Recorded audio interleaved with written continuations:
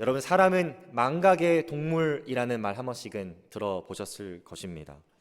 컬럼비아 대학 알츠하이머 연구 센터장인 스캇 스몰 박사는 자신의 책 The Benefits of Not Remembering이라는 책에서 이렇게 주장하는데요. 다른 사람보다 기억력이 월등히 뛰어난 사람은 있어도 망각을 경험하지 않는 사람은 없다라고 말합니다. 이해가 되시죠? 다른 사람들보다 기억력이 좋은 분들 있지만 망각을 한 번도 경험하지 않는 사람은 없다는 뜻입니다. 이것을 다른 말로 표현하면 내가 아무리 기억력이 뛰어나도 그 어떠한 것을 기억하기 위해서 끊임없이 노력하지 않는다면, 끊임없이 상기시키고 유지하지 않는다면 우리는 언젠가 그 기억을 잃어버릴 수도 있다는 것입니다. 저도 군복무 시절 이미 좀 시간이 많이 지나긴 했는데요. 군복무 딱 하게 되면 이 군번줄을 받게 됩니다. 그리고 군번줄에는 저희 군번이 써 있죠. 군복무를 약 2년 동안 하면서 제가 군번을 잊어버릴 날이 올까 생각했는데 사회에 나오고 시간이 이미 많이 흐른 이 시점에서 제 군번을 여러분 물어보시면 전 사실 기억이 잘 안 납니다. 좀 부끄러운 이야기인데 총기 번호는 기억이 나는데 군번줄은 생각이 잘 안 납니다. 제가 예전에 설교했던 내용들 약 4년 전, 때로는 7년 전까지 지나서 올라가서 제가 옛날에 설교했던 설교문들을 가끔씩 볼 일이 있는데요. 그때도 놀라운 경험들을 하게 되죠. 내가 이런 내용을 설교했다고? 내가 이것들을 가지고 이렇게 얘기했다고? 이런 예화를 들고 이렇게 구성해 설교했다고? 기억이 안 날 때도 있습니다. 여러분들도 비슷한 경험들 하신 적 있으시죠? 한때는 정말 가까운 친구였는데 갑자기 이름이 생각이 안 날 때, 내가 분명히 기억하고 있는 전화번호였는데 전화번호가 생각이 안 날 때, 우리는 이렇게 다 망각을 경험합니다. 여러분, 오늘 본문 1절의 말씀을 보시면 바울이 이렇게 시작하고 있어요. 형제들아, 내가 너희에게 전한 복음을 너희에게 알게 하노니. 알게 하노니. 여기서 바울이 말한 이 알게 한다라는 단어의 의미는 to make known, to reveal, 다시 말해서 깨닫게 하다, 나타내다라는 뜻을 가지고 있는데요. 여러분, 여기서 조금 이상한 걸 발견하셔야 됩니다. 여기서 바울이 지금 무엇을 나타내고 깨닫게 한다고 말하고 있나요? 복음을 다시 to make known, to reveal, 나타낸다, 깨닫게 한다라고 말하고 있어요. 여러분, 근데 여기 수신자가 누구입니까? 이 편지에 고린도전서의 수신자는 고린도 교회 성도들이에요. 다시 말해서 이미 복음을 듣고 믿은 사람들을 대상으로 이 편지를 쓰고 있는데, 이 복음의 메시지를 다시 make known, reveal 한다라는 것은 뭔가 좀 이상하게 여겨져야 되는 것입니다. 이렇게 바울이 다시 고린도 교회 성도들로 하여금 복음을 깨닫게 하려고 했던 그 이유는 사실 오늘 본문 말씀은 아니지만 그 다음 내용인 12절에 나타나 있는데요. 그리스도께서 죽은 자 가운데서 다시 살아나셨다 전파되었거늘 너희 중에서 어떤 사람들은 어찌하여 죽은 자 가운데서 부활이 없다 하느냐. 바울은 처음 고린도 교회 성도들에게 복음을 전했을 때 예수 그리스도의 죽으심만 전한 것이 아니라 그 예수께서 다시 사셨다라는 이 놀라운 부활의 메시지를 전했다라는 거예요. 그런데 마치 제가 군번을 잊어버렸듯이, 전화번호를 잊어버렸듯이 이 고린도 교회 성도들은 영적인 망각 현상을 보이고 있다는 것입니다. 그래서 15장 말씀 전체를 보면 이렇게 영적인 기억상실증, 망각을 나타내고 있는 고린도 교회 성도들에게, 다시 말해서 부활을, 육신의 부활을 부정하고 있는 성도들에게 그들의 믿음이 헛되지 않기를 바라는 마음으로 바울은 절박한 심정으로 이 복음의 중요한 진리 중 하나인 부활이 왜 필수적이며 왜 중요한지를 이 15장 전체의 내용을 통해서 설명하고 있는 것입니다. 저는 그 중에 오늘 11절까지의 말씀을 함께 여러분들과 묵상하면서 부활을 우리가 부정할 수 없는 두 가지 이유, 그 두 가지 이유를 통해서 하나님께서 주시는 깨달음과 또 은혜를 나누기를 원합니다. 첫 번째로 예수 그리스도의 부활을 부정할 수 없는 이유는 그 부활이 살아계신 하나님의 말씀의 약속이자 또 성취이기 때문입니다. 오늘 본문 3절부터 4절을 보시면 복음의 아주 기초적이라고 할 수 있는 내용들을 바울이 나열하고 있어요. 3절에서는 그리스도께서 우리의 죄를 위하여 죽으셨다. 4절로 가보면 그분께서 장사되셨다. 그분께서 다시 사흘 만에 살아나셨다. 마치 복음을 처음 전하는 것처럼, 그 복음을 처음 듣는 사람에게 설명하는 것처럼 이렇게 이야기하고 있어요. 여러분, 근데 이 복음의 아주 기초적인 요소들을 나열하는 데 있어서 우리가 좀 주목해야 될 문구들이 있습니다. 무엇이냐면 여기서 2번이나 반복해서 등장하는 문구예요. 바로 성경대로라는 문구입니다. 성경대로. 물론 여기서 말하는 성경은 구약과 신약을 다 통칭하는 것은 아니죠. 이 당시에는 신약 성서가 완성되지 않았기 때문에 바울이 말하고 있는 이 성경은 아마 구약 성서를 가리키는 것이었을 겁니다. 그리고 사실 우리는 바울이 이 3절과 4절을 기록했을 때 구약에 정확히 어떠한 말씀들을 마음속에 염두에 두고 이 3절과 4절을 기록했는지도 우리는 알 수가 없죠. 여러분, 근데 한번 제가 질문을 드려보겠습니다. 구약 성서에서 예수 그리스도의 죽으심, 장사되심, 부활하심, 이렇게 복음의 아주 기초가 될 만한 요소들을 구약 성서를 딱 펴고 어디에 나오는지 찾아보라고 제가 여러분들에게 한번 질문을 드리면, 태스크를 드리면 여러분, 그것이 쉬운 일일까요? 어려운 일일까요?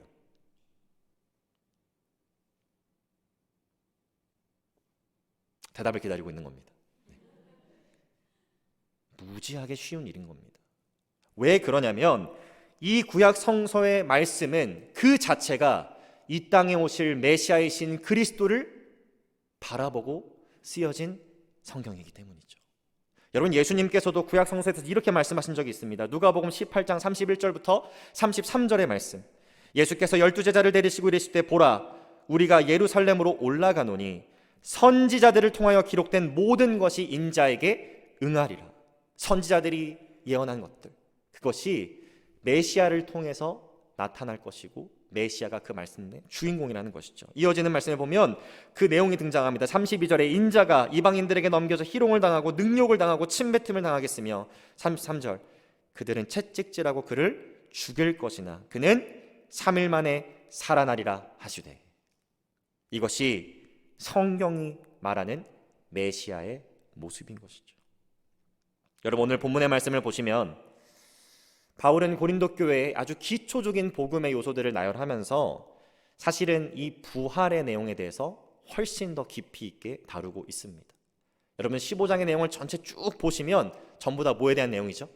예수님의 부활의 중요성과 필수성을 입증하는 내용입니다. 이 말은 무엇이냐면 고린도 교회 성도들에게는 예수님의 죽으심, 장사되심이 크게 문제가 되지 않았지만 그들 중 몇 명에게는 이 부활이 받아들여지지 않았다라는 거예요. 특별히 육신의 부활, 예수님께서 육신으로 부활하셔서 지금 존재하고 계시다라는 것, 그것이 받아들여지지 않았다는 겁니다. 그럼 우리는 생각해 볼 필요가 있죠. 왜 고린도 교회 성도들은 분명히 처음 바울이 그들에게 복음을 전했을 때 부활을 전했음에도 불구하고 왜 부활을 부정하고 있을까? 오늘 본문에서는 그 이유를 정확하게는 알려주고 있진 않지만 우리가 한번 생각해 볼 수 있는 것들이 있습니다. 당시 우리가 이전 말씀들을 쭉 보았을 때 고린도 교회 성도들의 백그라운드를 보게 되면 이 자들은 이전에 우상 숭배하는 자들이었어요. 그리고 인간의 지식을 굉장히 중요하게 여기는 자들이었습니다. 다시 말해서 당시 성행했던 철학과 또 인간의 사상에 굉장히 젖어 있었던 사람들이 많이 있었던 것이죠. 그래서 그들 중에서는 이 에피큐리안 사상에 젖어서 죽음 이후에는 존재 자체가 아예 멈춘다라고 생각하는 사람이 있었을 수도 있고요. 또 어떤 이들은 육신의 부활은 없지만 영의 부활은 있다라고 말하는 사람도 있을 수 있고, 또 어떤 이들은 이 부활이라는 것이 내가 갖고 있는 이 영이 어떤 한 단계 고차원적으로 업그레이드 되는 정도의 개념으로 이해하는 사람들도 있었을 것입니다. 여러분, 만약에 그렇다고 할지라도 그것이 valid한 excuse가 되냐라는 것이죠. 우리가 생각해 봐야 될 것이 무엇이냐면 세상의 철학과 사상 또 이단의 가르침들은 그런 가설들, 그런 논리들을 주장할 수 있지만 예수 그리스도를 믿는 믿음으로 말미암아 거듭난 성도들은 과연 그 세상의 철학과 사상, 이단의 가르침을 따라가야 하는가? 우리 성도들은 즉 하나님의 말씀인 이 성경을 우리의 삶의 절대적인 권위로 두며 살아가야 하는데 고린도 교회 성도들 중에 몇 명은 그 권위를 인정하지 않고 있었다는 것입니다. 성경이 말하는 대로가 아닌 세상이 말하는 대로, 세상의 철학이 말하는 대로, 세상의 지혜가 말하는 대로, 또 어떤 이단 사상이 말하는 대로 지금 흔들리고 따라가고 있었던 것이죠. 성경을 보면 이 부활은 절대로 부정될 수 없는 진리인 것입니다.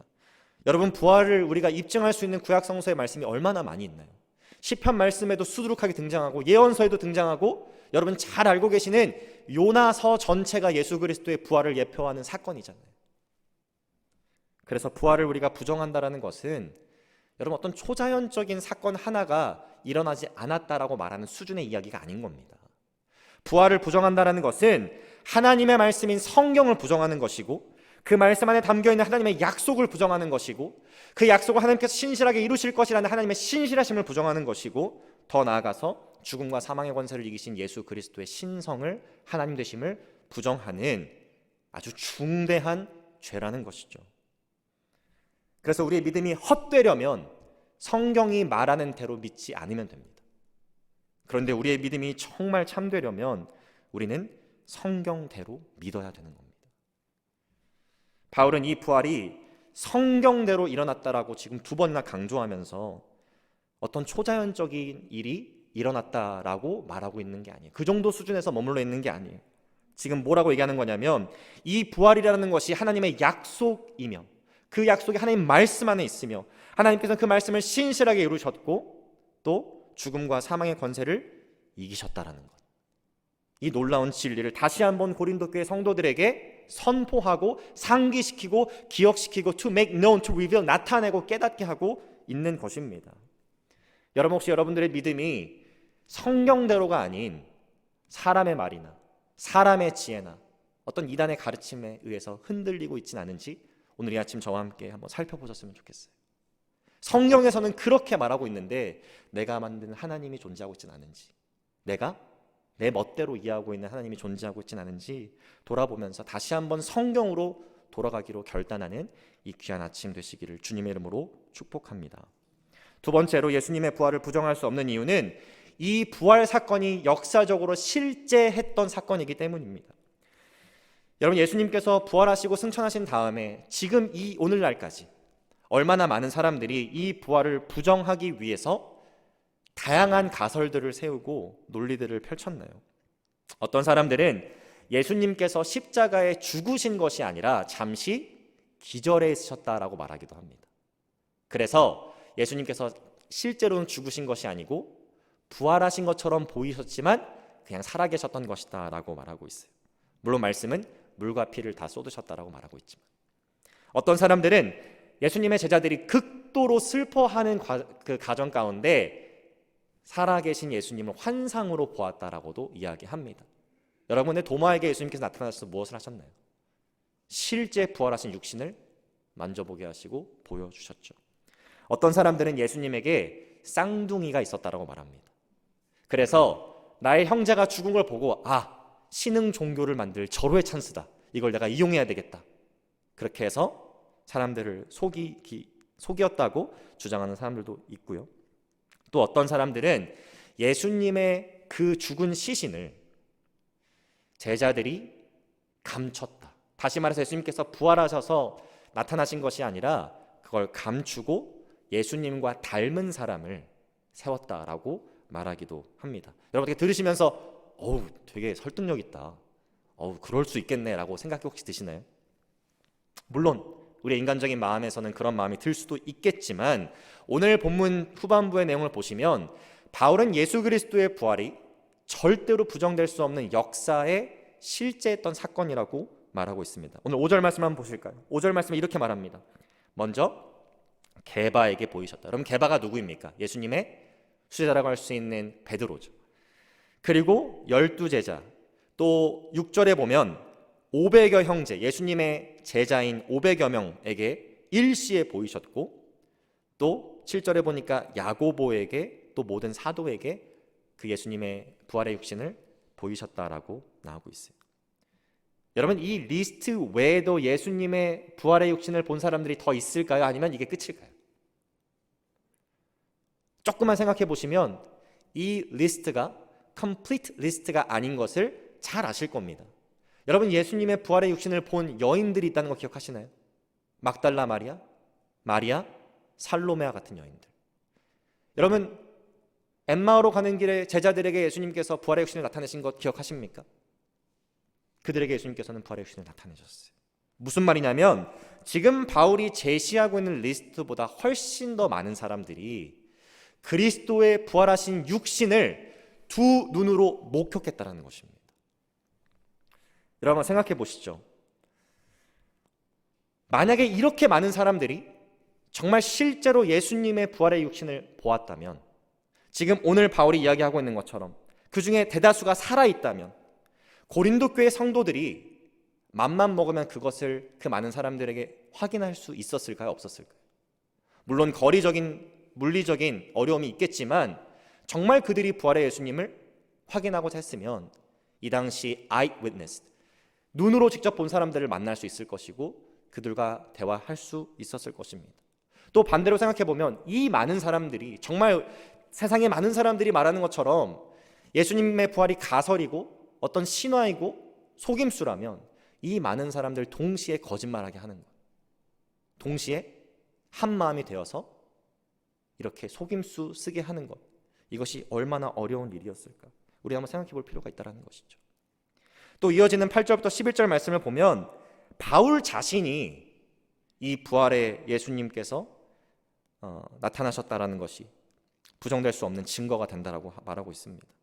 여러분 8절 말씀 보시면 조금 우리가 이해하기 어려운 문구가 등장하는데, 맨 나중에 만삭되지 못하여 난 자.